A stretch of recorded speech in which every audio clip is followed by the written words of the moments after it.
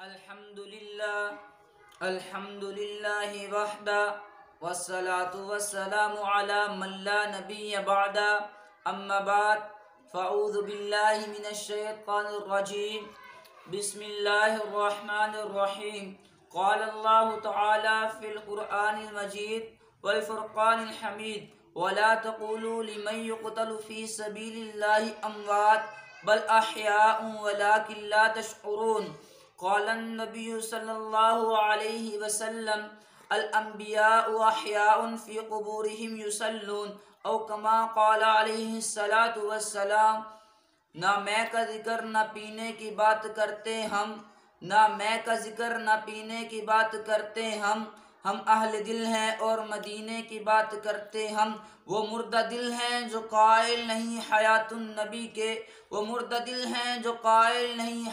النبی کے ہم زندہ دل ہیں اور جینے کی بات کرتے ہیں۔ سامعین ذی وقار، آج کی اس محفل میں مجھے آپ حضرات کے سامنے عقیدہ حیات النبی کو بیان کرنے کا حکم دیا گیا، تو آج کی اس محفل میں نے آپ حضرات کے سامنے عقیدہ حیات النبی کو بھی بیان کرنا ہے اور ان پر ہونے والے اعتراضات کا جواب بھی دینا ہے۔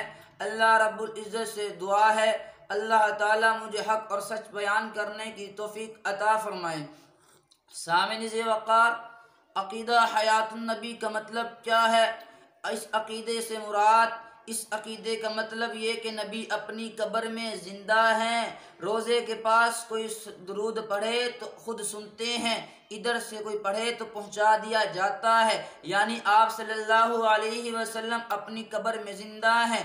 ابھی ایک شخص میرے پاس آتا ہے، کہتا ہے تم حضور کو قبر میں زندہ مانتے ہو؟ میں نے کہا جی الحمدللہ ہم آپ صلی اللہ علیہ وسلم کو قبر میں زندہ مانتے ہیں۔ کہتا ہے آپ کے پاس دلیل کیا ہے؟ میں کہا تو دلیل کی بات کرتا ہے، ہم دلائل کے انبار لگائیں گے۔ تجھے پہلی دلیل میں پیش کرتا ہوں، قرآن سے دلیل دیتا ہوں۔ رب قرآن میں فرماتے ہیں وَلَا تَقُولُوا لِمَن يُقْتَلُ فِي سَبِيلِ اللَّهِ أَمْوَاتٌ بل احیاء ولکن لا تشعرون۔ اللہ تعالیٰ فرما رہے ہیں جو اللہ کے رستے میں مار دیے جائیں ان کو شہید نہ کو، بل احیاء ولکن لا تشعرون، بلکہ وہ اپنی قبروں میں زندہ ہے کہ تم کو اس کا شعور نہیں ہے۔ اللہ تعالیٰ قرآن میں فرما رہے ہیں۔ دوسری دلیل تجھے دیتا ہوں، آپ صلی اللہ علیہ وسلم نے فرمایا الانبیاء احیاء فی قبورہم یصلون، کہ تمام انبیاء اپنی قبروں میں زندہ ہیں، صرف زندہ نہیں ہیں بلکہ نماز پڑھتے ہیں۔ ابھی میں تجھے کہتا ہوں، ایک طرف رب کا قرآن شاہد ہے، دوسری طرف پیغمبر کا فرمان شاہد ہے۔ جس بات پر رب کا قرآن بھی آ جائے، پیغمبر کا فرمان بھی آ جائے، اس پر تیرا اعتراض کرنا نہیں بنتا، لیکن تو پھر بھی اعتراض کرتا ہے تو میں تیرے اعتراض کا جواب دوں گا۔ پھر کہتا ہے چلو ٹھیک ہے مان لیتے ہیں، لیکن میرا ایک اور سوال ہے۔ میں نے کہا کرو۔ کہتا ہے تم کہتے نبی شہید ہے۔ میں نے کہا الحمدللہ شہید ہے۔ کہتا ہے جس طرح نبی کی بیویوں سے نکاح جائز نہیں ہے تو پھر امتی شہید کی بیوی سے نکاح کیوں جائز ہے؟ پھر اسے میں کہتا ہوں مجھے تجھ پر افسوس ہے، کاش تو نے عقیدہ حیات النبی کو سمجھا ہوتا، یہ اعتراض نہ کرتا۔ اس کا جواب تجھے میں دیتا ہوں۔ پیغمبر اور امتی کی موت میں فرق ہے، وہ فرق کیا ہے تجھے میں بتاتا ہوں۔ اللہ رب العزت کے جو پیغمبر ہیں یعنی جو انبیاء ہیں ان کی موت قبض روح بصورت حبس روح ہے، اور جو امتی کی موت ہے وہ قبض روح بصورت خروج روح ہے۔ جب پیغمبر کو موت آتی ہے تو اس کی جو روح سمٹ کر اطہر مبارک میں آ جاتی ہے، لیکن جب امتی کی موت آتی ہے تو روح قبض ہو کر نکل جاتی ہے، لیکن جب قبر میں جاتے ہیں واپس آ جاتی ہے، لیکن پیغمبر کی روح تو جسم سے نکلتی نہیں۔ یہ دلیل دیکھو، بیوی اس کی بیوہ ہوتی ہے جس کا خامند فوت ہو جائے۔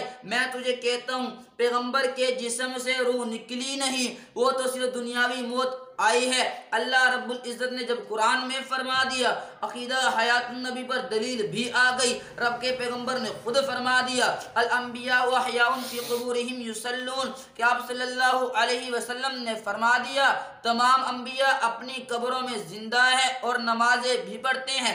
اب میں تجھ سے سوال کرتا ہوں، ابھی تیرے کو اشکال باقی ہے؟ قرآن سے تجھے میں نے دلیل دی ہے، حدیث سے تجھے میں نے دلیل دی ہے، عقلی دلیل تجھے میں نے دی ہے، پیغمبر اور امت کی موت میں تجھے فرق بھی بتلایا ہے۔ اگر اب بھی تو اعتراض کرتا ہے تو اس میں تیرا قصور نہیں۔ اسے پھر میں سوال کرتا ہوں، تم عقیدہ حیات النبی کو کیوں نہیں مانتے؟ اس کے پاس کوئی جواب نہیں ہے۔ کیوں جواب نہیں ہے؟ بس بڑوں نے کہا ہے نہیں ماننا، نہیں مانتے۔ کس لیے نہیں مانتے یہ نہیں پتا۔ بڑوں نے کہا عقیدہ حیات النبی کو نہیں ماننا، نہیں مانتے، لیکن الحمدللہ ہم جس چیز کو مانتے ہیں، ہمارے بڑے جس چیز کو ماننے کا کہتے ہیں، ہم اس کی دلیل بھی رکھتے ہیں۔ ہم نے آپ کے سامنے عقیدہ حیات النبی کا ماننے کا اقرار بھی کیا ہے، دلیل بھی پیش کی ہے۔ اب تو نہیں مانتا، تیری نہ ماننے کی دلیل کیا ہے؟ مجھے کہتا ہے میرے پاس کوئی دلیل نہیں۔ میں کہتا ہوں کیوں دلیل نہیں؟ کہتا ہے بس بڑوں نے کہا۔ میں نے کہا اللہ کے بندے، اگر بڑے بھی کہیں تو دلیل ڈھونڈ لیا کرو، ہم سے سیکھو۔ ہمارے بڑوں نے ہمیں کہا ہے، ہم نے بڑوں سے دلیل پوچھی ہے، بڑوں نے ہمیں دلیل بتائی ہے، تو ہم تمہیں بیان کر رہے ہو۔ اب تمہارے پاس دلیل نہیں ہے، نہ ماننے کی دلیل ہے تو مجھے پیش کرو، میں تجھے اس کا بھی جواب دیتا ہوں۔